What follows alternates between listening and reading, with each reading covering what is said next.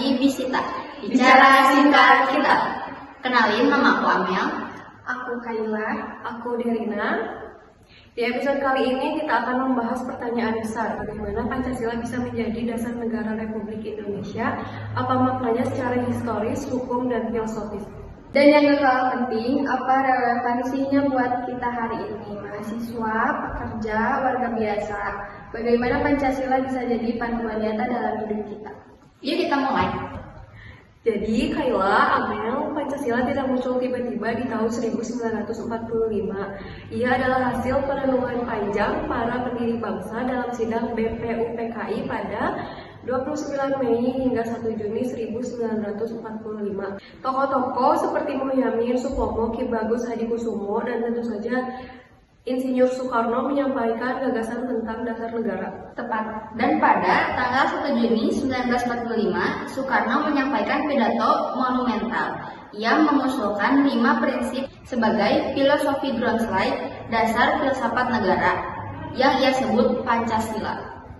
Tapi itu belum jadi dasar negara resmi kan? Benar, baru pada 18 Agustus 1945, sehari setelah proklamasi kemerdekaan, PPKI secara resmi mengesahkan pembukaan UUD 1945 yang di dalamnya termuat rumusan Pancasila yang kita kenal sekarang. Yang pertama, ketuhanan yang Maha Esa. Yang kedua, kemanusiaan yang adil dan beradab. Ketiga, persatuan Indonesia. Yang keempat, kerakyatan yang dipimpin oleh hikmat kebijaksanaan dalam permusyawaratan perwakilan. 5, keadilan sosial bagi seluruh rakyat Indonesia. Dan yang menarik, 7 kata di sila pertama dengan kewajiban menjalankan syariat Islam bagi pemeluk-pemeluknya dihapus demi menjaga persatuan bangsa yang majemuk. Ini bukti bahwa Pancasila lahir dari semangat konsensus, bukan paksaan. Secara yuridis, Pancasila punya kedudukan yang sangat kuat. Ia bukan sekedar pembukaan biasa dalam teori hukum. Pancasila disebut stat fundamental norm, norma dasar negara yang menjadi sumber dari segala sumber hukum. Artinya, semua pengaturan di Indonesia dari UU hingga Perda harus selaras dengan nilai-nilai Pancasila. Kalau bertentangan, maka bisa dibatalkan, misalnya oleh Mahkamah Konstitusi. Tapi kalau Pancasila cuma jadi kata-kata indah di atas kertas, lalu di lapangan justru diabaikan, apakah masih berarti? Nah, pertanyaan bagus. Disinilah pentingnya aktualisasi. Pancasila bukan dokumen mati. Ia harus hidup dalam kebijakan, dalam tindakan pejabat, dan dalam perilaku warga negara. Nah, ini bagian favoritku, misalnya gotong royong. Itu bukan cuma tradisi, itu ekspresi dari sila keadilan sosial.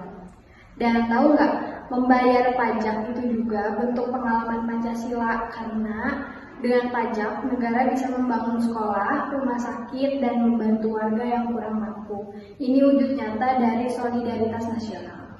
Betul. Jadi, Pancasila bukan cuma soal politik atau hukum, ia juga soal etika pribadi, jujur, disiplin, peduli, cinta lingkungan, menghargai perbedaan. Semua itu tercermin dalam 5 sila. Tapi tantangannya besar. Di era globalisasi, nilai seperti hedonisme, individualisme, dan pragmatisme seringkali mengikis semangat kebersamaan. Bahkan ada yang menganggap Pancasila kuno atau alat Orde Baru. Padahal, justru di tengah tantangan itu, Pancasila jadi kompas moral. Ia mengingatkan kita, Indonesia bukan negara agama, tapi juga bukan negara sekuler. Kita religius tapi inklusif, demokratis tapi musyawarah, berkemajuan tapi adil. Jadi teman-teman, Pancasila menjadi dasar negara bukan karena dipaksakan, tapi karena dipilih bersama. Sebagai jalan tengah yang mempersatukan, ia adalah perjanjian luhur bangsa. Dan sebagai dasar negara, Pancasila bukan hanya mengatur pemerintah, tapi juga menginspirasi rakyat untuk hidup bermartabat, berkeadilan, dan saling menghormati. Maka, mari kita jadikan Pancasila bukan sekedar hafalan, tapi pilihan hidup. Mulai dari hal kecil, jujur saat ujian, membayar pajak tepat waktu, menghargai tetangga beda keyakinan, atau peduli pada isu lingkungan. Karena bangsa yang besar bukan hanya yang kuat ekonominya, tapi yang kokoh jiwanya. Dan jiwanya adalah Pancasila. Terima kasih sudah mendengarkan episode ini. Jangan lupa subscribe, komen, dan bagi ke teman-teman kalian. Kalau kamu punya cerita tentang penerapan Pancasila dalam hidup kamu, kirim ke kami di media sosial